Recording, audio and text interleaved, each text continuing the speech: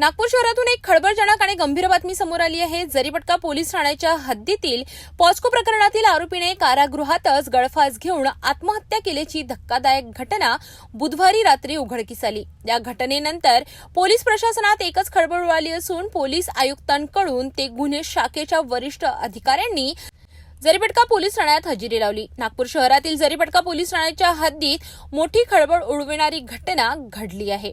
POCSO प्रकरणातील आरोपीने कारागृहात असतानाच गळफास घेऊन आत्महत्या केल्याची माहिती बुधवारी रात्री उघडकीस आली। घटनेची माहिती मिळताच पोलीस आयुक्त, गुन्हे शाखेचे पोलीस उपायुक्त, पोलीस सहाय्यक आयुक्त आणि वरिष्ठ पोलीस अधिकारी तातडीने जरीपटका पोलीस ठाण्यात दाखल झाले।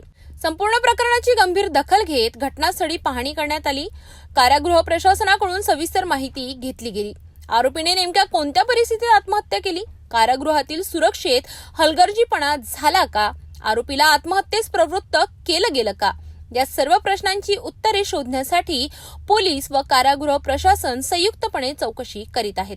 या घटनेमुळे कारागृह प्रशासनाच्या कार्यपद्धतीवरही प्रश्नचिन्ह उपस्थित झाले आहेत। दरम्यान या प्रकरणाचा सखोल तपास सुरू असून पुढील कार्यवाही अहवालानंतर स्पष्ट होणार आहे। पोलीस स्टेशन जरीपटकामध्ये एक आरोपी जो पोलीस कस्टडीमध्ये आहे तो मरण पावलेला आहे असं प्राथमिकदृष्ट्या जे दिसून आलेलं आहे। आता ह्यामध्ये जे पोलीस कस्टडीमध्ये मरण पावल्यामुळे पुढची जी प्रोसिजर आहे ही या ठिकाणी मॅजिस्ट्रेट एन्क्वायरी सोबत सीआयडी चे अधिकारी यांना पाचारण करण्यात आलेलं आहे आणि ते पुढील तपास करत आहे। सर कोणत्या याच्यामध्ये गुन्ह्यामध्ये तो अटक होता? पॉक्सोच्या गुन्ह्यामध्ये अटक आरोपी आहे। काय नाव आहे? सविस्तर माहिती आहे आता थोड्याच वेळाने देण्यात येईल। सर हँगिंग होता कसं नाही ते आता प्रोसिजर पूर्ण झाल्याशिवाय सांगता येणार नाही। कुठून आणलेलं होतं काय? त्याची माहिती आम्ही थोड्या वेळाने कळवू आपल्याला।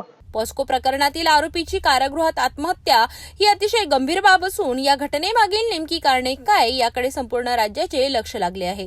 कारागृह प्रशासनाच्या भूमिकेवरही आता अनेक प्रश्न उपस्थित होत आहेत।